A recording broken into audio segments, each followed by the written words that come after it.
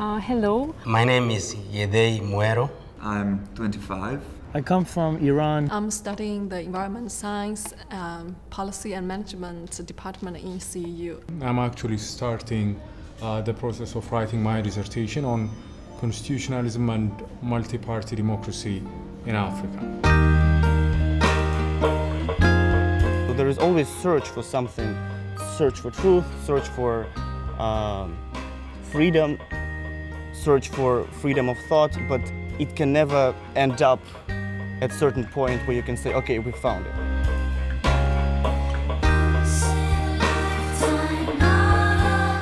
A problem like global warming, a problem like the weakening of democratic institutions, a problem like how to do post-conflict reconstruction, how to think about countries that have gone through terrible violence. These are not problems that can be solved by any one discipline or even researched by any one discipline. So it takes a whole university to look at them. And we have organized the university into not only departments but also research centers. And the centers are, by definition, interdisciplinary.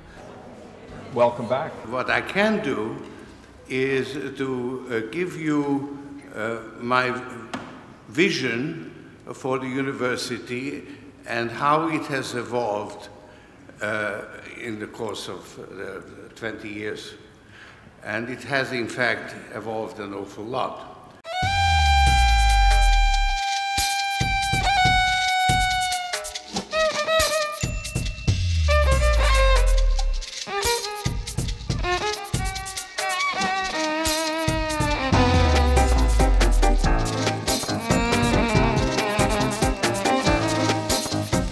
This part of the world is the one which, in most countries, experienced both fascism and communism.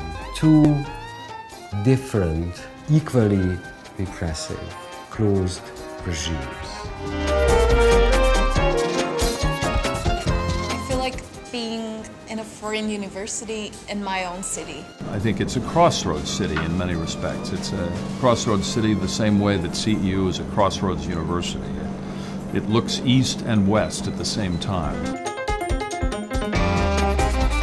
Yes, this is a very small university. It means people are a bit older, they have already some experience, so their projects are more developed, and so your debates are more advanced. And sometimes you have eye-opening moments where people start debating a topic and then they realize, wait, this is just what one side tells and the other side tells a completely different story. I'm worried about my children and their children's lives.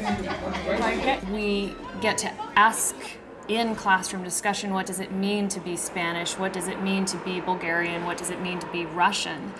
And in a way to play out some of these historic conflicts, for example, between Georgia and Russia, between Azerbaijan and Armenia, and in a safe classroom environment.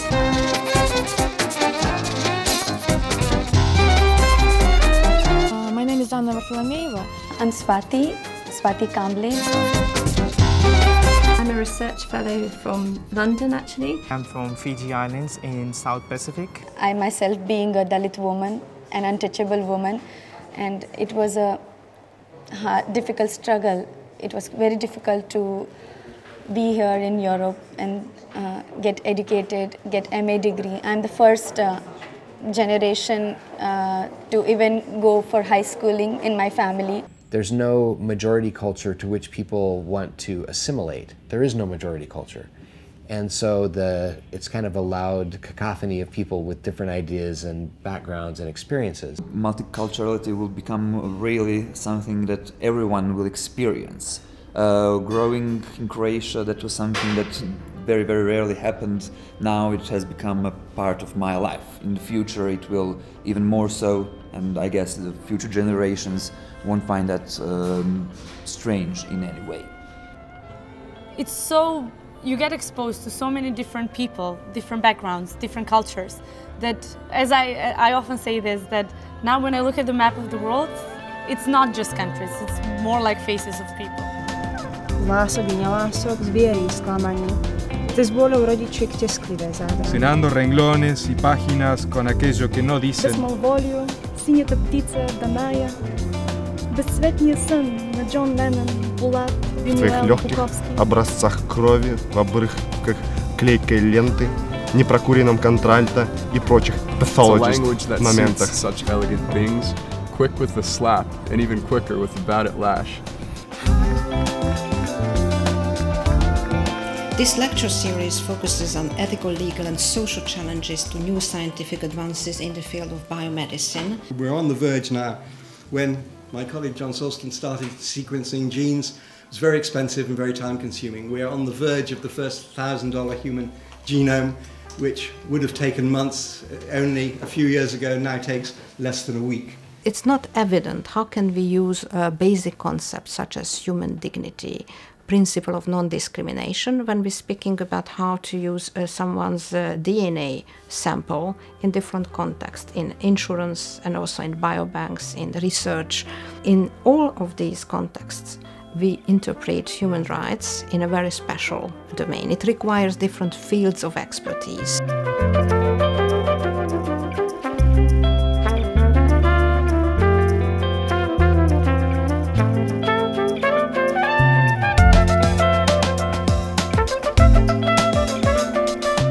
Network science evolved as a field of study, starting from anthropology and the social sciences back in the 30s, and then joined by natural scientists in the 1990s.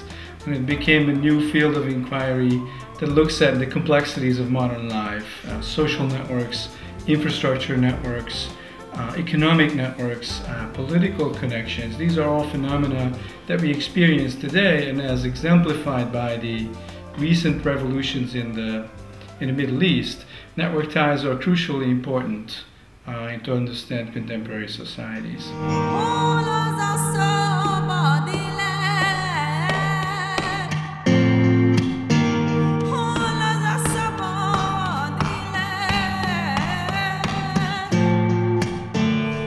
Students also were very much interested to draw a kind of a parallel if this what's going on in the Arab world.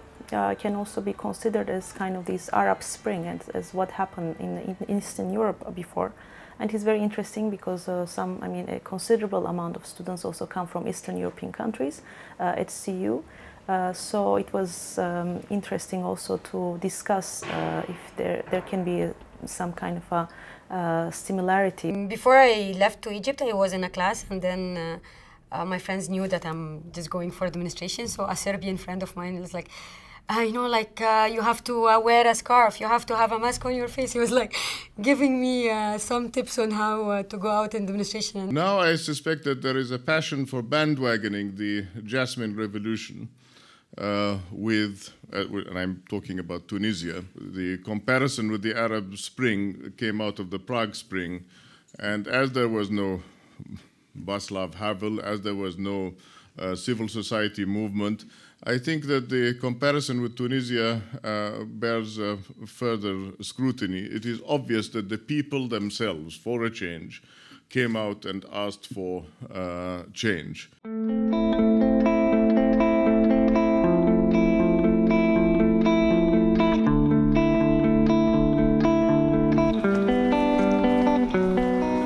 So we are now in the archive, the Open Society Archive.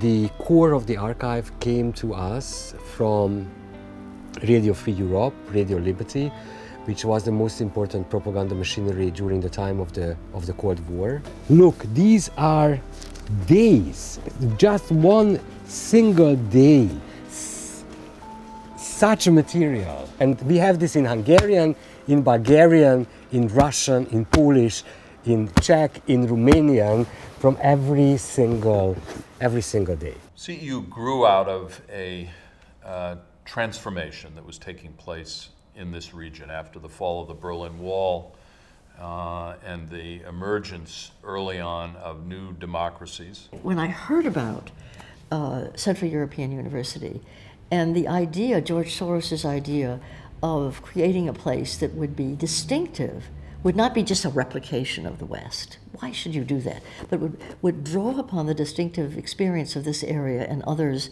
from the former Soviet Union to do something that would be open and have and be able to freely draw on the best of scholarship, but could have its own original qualities to it. That was the thing that I just loved about it. To start at CEU meant also engaging with a whole new location, a new set of languages and new kinds of people, and a very different political history, economic history, social history. And history seems like a good word, because it was at CEU that I really came to fall in love with and understand the importance of history. We paid for these films not only with money but with our lives. With all those decades we had to live under them. So I think that it belongs to us.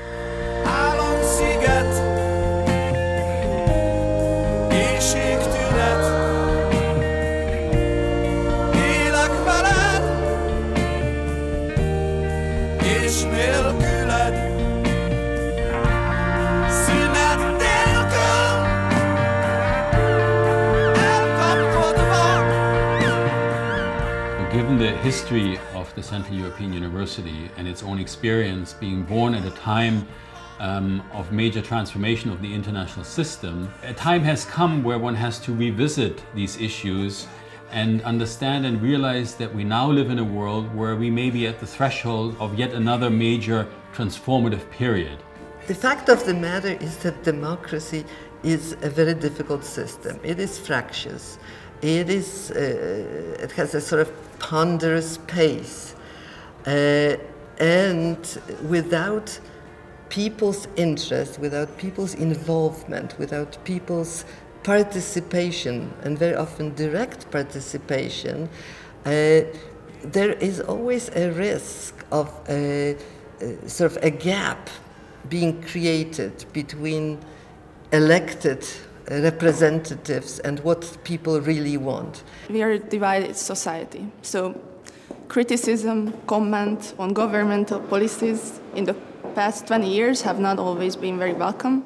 But I think that because CEU is an independent institution, it has always had the courage to stand up and fulfill this obligation of intellectuals. So when there is a current event, there is always somebody who can stand in and elaborate on issues. Yeah, one very good example of a kind of problem-focused research and teaching that we engage in is looking at conflict management and conflict resolution and ultimately post-conflict reconstruction and the prevention of conflict, the prevention of genocide.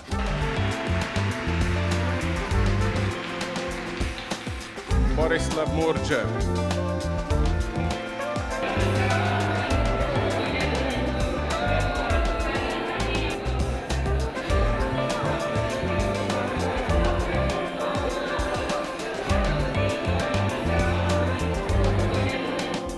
I needed to continue with my studies in order probably to be in a position to offer some voice or some perspective, especially an African perspective. I see the academia as a place to shape young minds.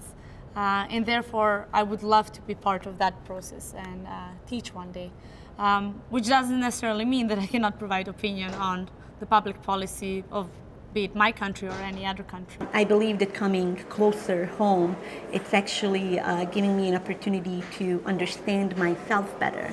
As a Bosnian American, constantly trying to figure out and define your own identity, I think it's very important to come back to the region.